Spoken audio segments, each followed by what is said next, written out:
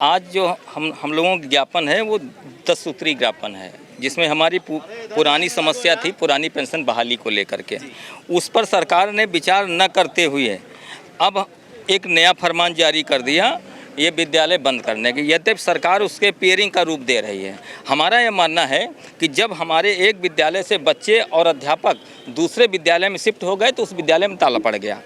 स्थिति ये है कि आज ग्रामीण स्तरों में हमारे अध्यापकों का वहाँ के अभिभावक घेराव कर रहे हैं, उनको बंद कर रहे हैं, वो जाने नहीं दे रहे हैं।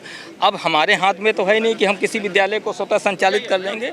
तो आज के धरने के माध्यम से हमारा ये अनुरोध है उत्तर प्रदेश के माननीय मुख्यमंत्री महोदय का कि हमारे जो ग्रामीण अंचलों में विद्यालय संचालित हुए, जिसमें सरकार की महत्वाकांक्षी योजना थी कि हम ग्रामीण के प्रत्येक नागरिक को शिक्षित कराएंगे और ख़ास तौर से ये जो ग्रामीण स्तर पर 1-1 किलोमीटर विद्यालय संचालित किए गए, कहीं न कहीं बालिका शिक्षा को बढ़ावा देने की बात थी और बालिकाएं शिक्षित होकर निश्चित रूप से आगे बढ़ी भी।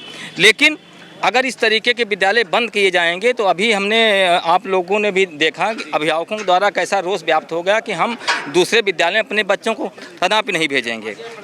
तो जब दूसरे गांव में विद्यालय होंगे और बच्चे वहां नहीं जाएंगे तो ख़ास तौर से कहीं न कहीं जो बालिकाओं की शिक्षा प्रभावित होगी, इससे हमारे जनमानस को काफ़ी हानि होगी। इसलिए मैं सरकार से मांग करता हूं कि इस शासनादेश पर पुनर्विचार किया जाए और इस पर कोई अच्छा निर्णय दें जिससे हमारे ग्रामीण अंचलों में शिक्षा पाने वाली जो बालिकाएं हैं, खासकर छोटे बच्चे हैं जो दुर्गम स्थान नहीं जाते, और हमारे परिषदीय विद्यालयों में वही बच्चे शिक्षा प्राप्त करने आते हैं जो आर्थिक रूप से काफ़ी पिछड़े हैं।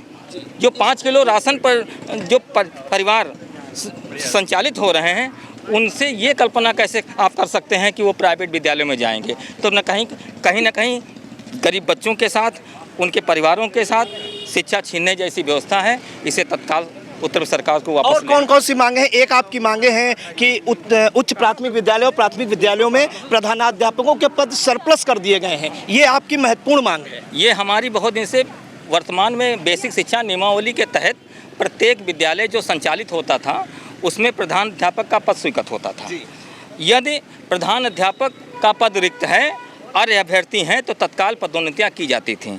लेकिन जब से वर्तमान सरकार आई है तब से न प्राथमिक में न जूनियर में एक भी प्रमोशन नहीं हुए। मैं उदाहरण तौर पर बताऊं, हमारे यहाँ जो प्राथमिक विद्यालय है उसका प्रधानाध्यापक प्रमोशन से जाता है और जूनियर हाई स्कूल की जितनी भर्ती है वो पदोन्नत से ही भरी जाती है। चाहे जूनियर हाई स्कूल का सहायक अध्यापक हो या जूनियर का हेडमास्टर हो, वो केवल पदोन्नत से भरी जाती, जो हमारे जनपद में ही नहीं बल्कि पूरे प्रदेश